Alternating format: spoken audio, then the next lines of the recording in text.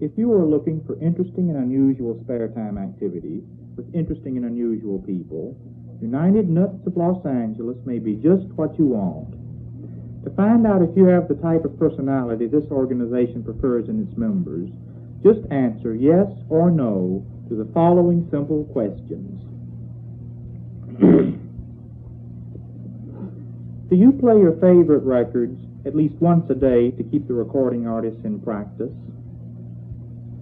When you find an old record that hasn't been played in a long time, do you hear mistakes the first few times you play it? Did you refuse the job of bat boy for a Major League Baseball team because you were afraid it would make you sleep hanging head down from the ceiling? Do you have 50 pounds of dandruff piled in a closet somewhere because you hate to throw anything away? Do you often bite the postman, bill collector, or garbage man? On the average, do you spend more than one night per month howling at the moon? Did you invest a fortune in a project to sell little orphan Annie contact lenses to people who think they would look better with no pupils in their eyes? Do you plan to run for president on a platform of having the government print edible money so that you can have midnight snacks even if all the stores are closed? Do you frequently dial your own phone number to see if you're home? Do you run up huge phone bills talking to yourself on the phone? Do you often pour whiskey into your radio to see how your favorite disc jockey sounds drunk? Have you often seriously considered getting away from the worries and tensions of modern life by going to the park and becoming a pigeon? Are you now, or have you been within the last 5 years, Napoleon Bonaparte? Do you often wish you had a split personality so you could go on dates with the Double-Mint twins? Double your pleasure, double your fun. Go out with 2 girls instead of just one.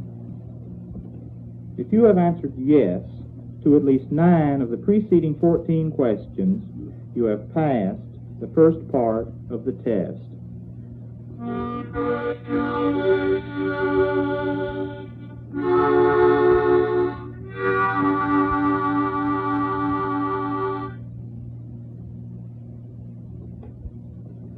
If you are seriously interested in joining United Nuts of Los Angeles, you should go to beautiful Pershing Square in the heart of downtown L.A.